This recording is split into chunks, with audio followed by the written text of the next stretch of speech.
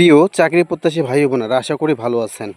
তো বরাবরের মতো আপনাদের জন্য আজকেও একটি নতুন বিজ্ঞপ্তি নিয়ে হাজির হলাম। তো আজকের বিজ্ঞপ্তি হচ্ছে সিভিল সার্জনের কার্যালয়ে ঝালকাঠি সংশোধনী পুনর্নিয়োগ বিজ্ঞপ্তি। প্রিয় দর্শক বন্ধু, আজকের ভিডিওটি দেখার আগে বলে রাখি, আমাদের চ্যানেলে যদি নতুন দর্শক বন্ধু হয়ে থাকেন অবশ্যই চ্যানেলটা সাবস্ক্রাইব করে বেল আইকন বাজিয়ে দেবেন পরবর্তী ভিডিওগুলো সবার আগে পাওয়ার জন্য। তো চলুন শুরু করি আজকের সংশোধনী পুনর্নিয়োগ বিজ্ঞপ্তিটি। তো তারিখ দেখতে পাচ্ছেন 11/9/2025 খ্রিস্টাব্দ। তো স্বাস্থ্য পরিবার কল্যাণ মন্ত্রণালয়ের স্বাস্থ্যসেবা বিভাগের প্রশাসন এক শাখার স্মারক নং এতপ্রাত এডিএ 1/2012-24-20 তারিখ 29/7/2025 খ্রিস্টাব্দ মোতাবেক স্বাস্থ্য অধিদপ্তর সিভিল সার্জনের কার্যালয় ঝালকাঠি নিয়ন্ত্রণাধীন প্রতিষ্ঠান সরাসরি নিয়োগযোগ্য পূর্বতন তৃতীয় চতুর্থ শ্রেণীর 11 থেকে 20 গ্রেড শূন্য পদে জনবল নিয়োগের ছাড়পত্রের মেয়াদ বৃদ্ধি করা। রাজস্ব খাতের পূর্বতন তৃতীয় চতুর্থ শ্রেণীর 11 থেকে 20 গ্রেড নিম্নলিখিত শূন্য পদ সমৃদ্ধ জনবল নিয়োগের লক্ষ্যে ঝালকাঠি জেলার স্থায়ী ও বাসিন্দাগণের বাংলাদেশ প্রকৃত নাগরিক নিকট হতে নির্ভরবর্তিত শর্ত সাপেক্ষে এই ওয়েবসাইটের মাধ্যমে অনলাইনে আবেদন করা যাচ্ছে। পদের নাম কম্পিউটার অপারেটর একটি, গ্রেড 13, 11,000 থেকে 26,590 টাকা বেতন।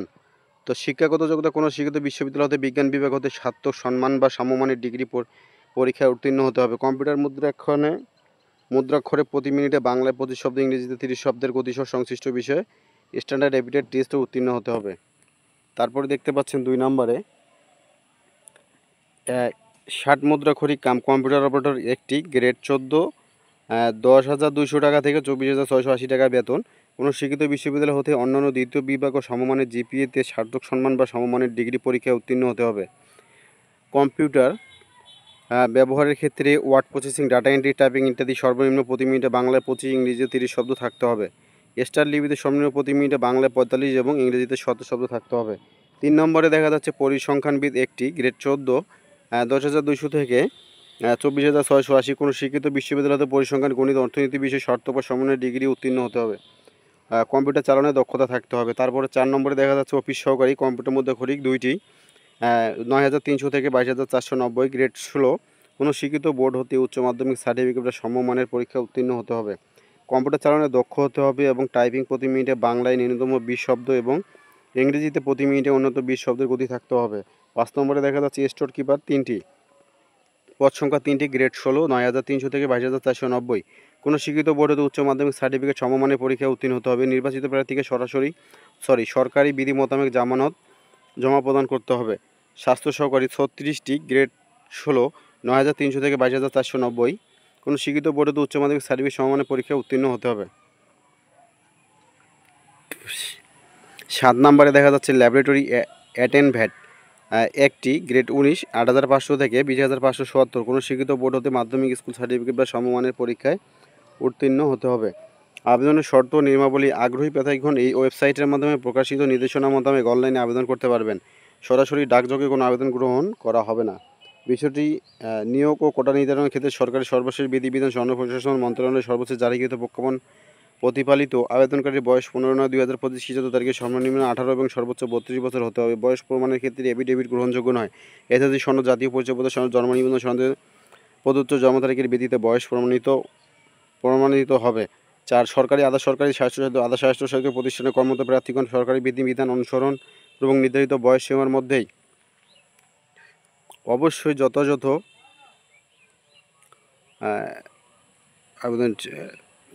কর্তৃপক্ষের অনুমোদন গ্রহণপূর্বক নির্ধারিত সময়ের মধ্যে আবেদন করতে হবে এবং সকল চাকরিরত প্রার্থীদের মৌখিক পরীক্ষার সময় নিয়োগকারী কর্তৃপক্ষ কর্তৃক প্রদত্ত অনাপত্তিপত্র এনওসি এর মূল কপি বাধ্যতামূলক জমা দিতে হবে। প্রার্থী কর্তৃক আবেদনপত্র বর্ণিত স্থায়ী ঠিকানা, পেমেন্ট অ্যাড্রেস যদি ইতিপূর্বে কোনো সার্টিফিকেট বা অন্যান্য বর্ধিত স্থায়ী ঠিকানা হতে ভিন্নতর হয় কিংবা মহিলা প্রার্থীদের ক্ষেত্রে যদি স্বামীর ঠিকানা ব্যবহার করা হয় তবে সেক্ষেত্রে প্রার্থী পরিবর্তিত স্থায়ী ঠিকানার সাপেক্ষে জাতীয় পরিচয়পত্রের নিট উল্লেখযোগ্য সংশ্লিষ্ট city corporation, mayor, ward commissioner, পৌরসভা মেয়র, কাউন্সিলর, ইউনিয়ন পরিষদ চেয়ারম্যান কর্তৃক স্বাক্ষরিত নাগরিক সনদ দাখিল করতে হবে। স্বাস্থ্য ও পরিবার কল্যাণ মন্ত্রণালয়ের স্বাস্থ্যসেবা বিভাগের প্রশাসন এক শাখায় স্মারক নম্বর এত, তারিখ 14/1/2024 মোতাবেক অত্র কার্যালয়ের ডিজিটাল নথি তারিখ 25/3/2024 তারিখে বিজ্ঞপ্তি অনুযায়ী যে সকল প্রার্থী আবেদন করেছেন তাদের পুনরায় আবেদন করার প্রয়োজন নেই। তাদের আবেদন সঠিক থাকলে গ্রহণ যোগ্য বলে বিবেচিত হবে। 7 নম্বরে যারা স্বাস্থ্য অধিদপ্তর স্মারক নম্বর এত দ্বিতীয় তৃতীয় শ্রেণী নিয়োগ 3/2018 45-25 তারিখ 10/8/2018 তারিখে বিজ্ঞপ্তি অনুযায়ী পূর্বে আবেদন করেছেন তাদের পুনরায় আবেদন করার প্রয়োজন নেই। তাদের আবেদন সঠিক থাকলে গ্রহণযোগ্য বলে বিবেচিত হবে এবং তাদের বয়স পূর্বের বিজ্ঞপ্তিটি শর্ত অনুযায়ী গ্রহণযোগ্য হবে। তারা বর্তমানে জারিকৃত নিয়োগ বিজ্ঞপ্তির মূল্যে উক্ত নির্মাণের পরীক্ষায় অংশগ্রহণ করতে পারবেন এবং যোগ্য প্রার্থীদের উক্ত নির্মাণের পরীক্ষার অংশগ্রহণের জন্য প্রবেশপত্র ইস্যু করা হবে। প্রবেশপত্র ডাউনলোডের ক্ষেত্রে পরীক্ষা অনুষ্ঠিত হওয়ার 3 দিন পূর্বে অবশ্যই প্রবেশপত্র ডাউনলোড করতে হবে। অন্যথায় প্রবেশপত্র ডাউনলোড করার ক্ষেত্রে আর কোনো অপশন থাকবে না। উল্লেখ্য যে প্রবেশপত্র ডাউনলোডের ক্ষেত্রে যদি বিজ্ঞপ্তির চাহিত ছবি স্বাক্ষর যথাযথ স্পষ্ট না হয় তবে প্রযোজ্য ক্ষেত্রে পুনরায় ছবি এবং স্বাক্ষর আপলোড করতে হবে। প্রবেশপত্র সংগ্রহ করতে হবে। উক্ত নির্দেশনা ব্যত্যয় ঘটালে আবেদন বাতিল বলে গণ্য হবে। স্বাস্থ্য সহকারী পদের ক্ষেত্রে প্রার্থীকে যে ওয়ার্ডের পুরাতন জন্য আবেদন করবেন সে ওয়ার্ডের পুরাতন স্থায়ী বাসিন্দা হতে হবে। একই ইউনিয়নের অন্য ওয়ার্ডের স্থায়ী বাসিন্দাগণ আবেদন করতে পারবেন, তবে সংশ্লিষ্ট ওয়ার্ডের বাসিন্দা হতে যোগ্য প্রার্থী পাওয়া না গেলেও পার্শ্ববর্তী ওয়ার্ডের যোগ্য প্রার্থীকে নির্বাচন করা হবে। 9 নম্বরে দেখা যাচ্ছে স্বাস্থ্য সহকারী শূন্য পদের তালিকা ওয়ার্ড ইউনিয়ন উপজেলা ভিত্তিতে সংশ্লিষ্ট উপজেলা পরিকল্পনা কর্মকর্তার কার্যালয় সিভিল সার্জনের কার্যালয় ঝালকাঠি ওয়েবসাইটে নোটিশ বোর্ডে পাওয়া যাবে। তারপরে দেখা যাচ্ছে কম্পিউটার অপারেটর 60 মোতাবেক কম্পিউটার অপারেটর অফিস সহকারী কম্পিউটার মুদ্রাক্ষরিক পদে লিখিত পরীক্ষা উত্তীর্ণ প্রার্থীকে নিয়োগকারী মোতাবেক সংশ্লিষ্ট বিষয়ে ব্যবহারিক পরীক্ষায় অংশগ্রহণ করতে হবে। 11তে দেখা যাচ্ছে আবেদনকারী তার বর্ধিত শিক্ষাগত যোগ্যতা অভিজ্ঞতার বিষয়টি আবেদনে উল্লেখ করতে হবে। আবেদনের সময় শিক্ষাগত যোগ্যতা অভিজ্ঞতার বিষয়টি উল্লেখ না করা থাকলে পরবর্তী বিবেচনা করা হবে। বিদেশি বিশ্ববিদ্যালয় থেকে অর্জিত ডিগ্রি ক্ষেত্রে সংশ্লিষ্ট শিক্ষা মন্ত্রণালয় বিশ্ববিদ্যালয় মঞ্জুরি কমিশন হতে ইস্যুকৃত সমমান সার্টিফিকেট মৌখিক পরীক্ষার সময় আবশ্যিকভাবে দাখিল করতে হবে। 12 প্রার্থীকে যুক্ত প্রদত্ত যে কোনো তথ্য গোপন, অসত্য, মিথ্যা প্রমাণিত হলে অথবা কোনো প্রকারের প্রতারণা, দুর্নীতি আশ্রয় গ্রহণ করলে পরীক্ষার পূর্বে বা পরে এমনকি নিয়োগের পরেও যে কোনো পর্যায়ে প্রার্থীর নিয়োগ বাতিল করা সহ প্রার্থীর বিরুদ্ধে আইনানুগ ব্যবস্থা গ্রহণ করা হবে। 13তে দেখা যাচ্ছে যদি কোনো প্রার্থী বাংলাদেশের নাগরিক না হন কিংবা বাংলাদেশের নাগরিক নন এমন কোনো ব্যক্তিকে বিয়ে করেন বা বিয়ে করার জন্য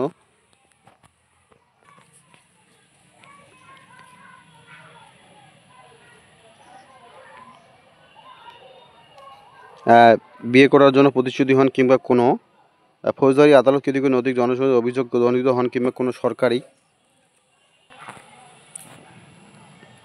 স্বায়ত্তশাসিত প্রতিষ্ঠানের স্থানীয় কর্তৃপক্ষের চাকরি হতে বরখাস্ত হয়ে থাকে তবে তিনি আবেদন করার জন্য যোগ্য বলে বিবেচিত হবেন না।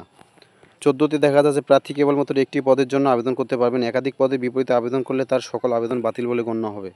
আবেদনের সময়সীমা, নিয়মাবলী, শর্তাবলী নিম্ন। অনলাইনে আবেদন ফর্ম পরীক্ষার ফি জমাদান শুরুর তারিখ 18/9/2025 শীর্ষত সকাল 10 ঘটিকা হতে। অনলাইন আবেদন জমাদানের শেষ তারিখ 8/10/2025 খ্রিস্টাব্দ বিকাল 5 ঘটিকা পর্যন্ত।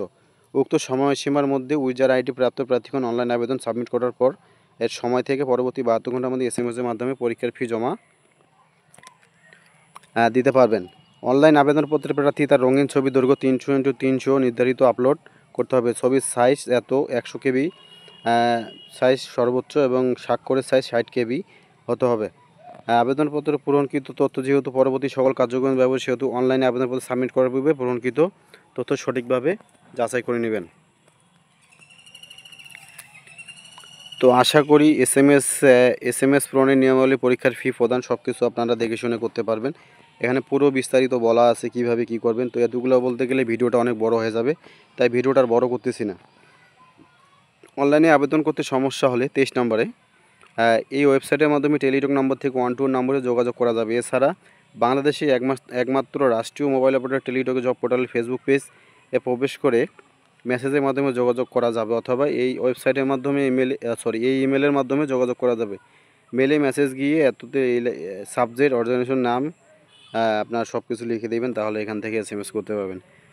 24 এই নিয়োগ বিজ্ঞপ্তি সম্পর্কিত যে কোনো সংশোধন, সংযোগ, গণিতিক ভুল ইত্যাদি যদি থাকে এবং প্রার্থীদের জন্য প্রয়োজনীয় অন্যত তথ্য সিভিল সার্জনের কার্যালয় ঝাড়খণ্ড নোটিশ বোর্ডের মাধ্যমে অথবা ওয়েবসাইটের মাধ্যমে জানা যাবে।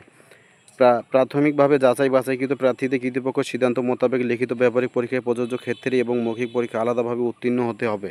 কেবলমাত্র মৌখিক পরীক্ষার জন্য নির্বাচিত প্রার্থীদের মৌখিক পরীক্ষার সময় নিম্নোক্ত কাগজপত্রের সামনে মূল কপি বাধ্যতামূলকভাবে প্রদর্শন করতে হবে এবং এক সেট সত্যায়িত অনুলিপি জমা দিতে হবে। সকল সত্যায়ন প্রত্যয়ন সরকারি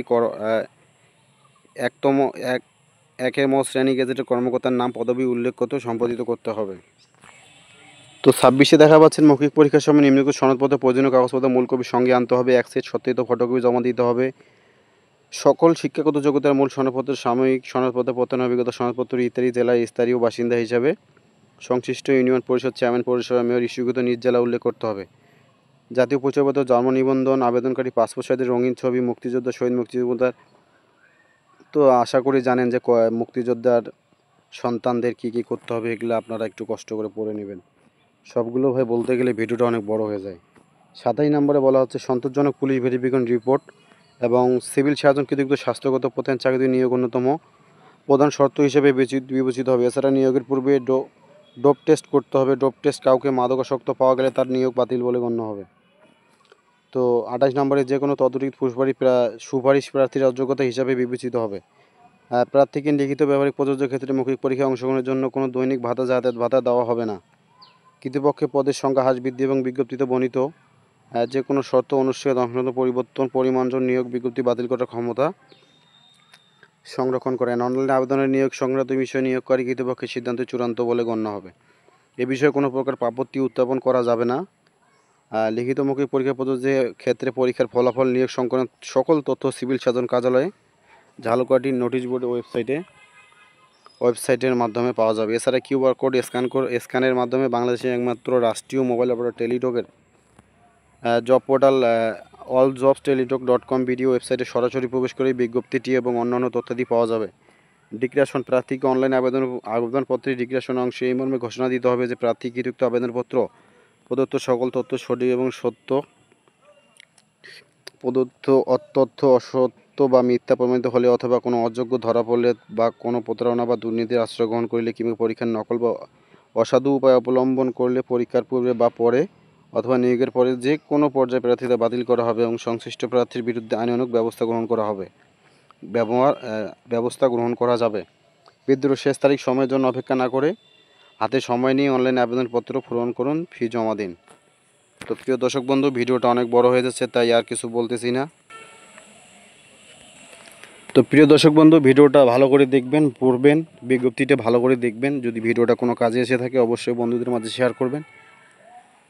আর বিষয় হচ্ছে, আমাদের চ্যানেলে যদি নতুন দর্শক বন্ধু হয়ে থাকেন অবশ্যই চ্যানেলটাকে সাবস্ক্রাইব করে বেল আইকন বাজিয়ে দিবেন পরবর্তী ভিডিওগুলো সবার আগে পাওয়ার জন্য। তো আজকের মতো এখানে শেষ করছি। ভালো থাকবেন, সুস্থ থাকবেন, নিজের খেয়াল রাখবেন, পরিবারের খেয়াল রাখবেন। আশা করি, দোয়া করি সবারই জন্য চাকরিটা কনফার্ম হয়।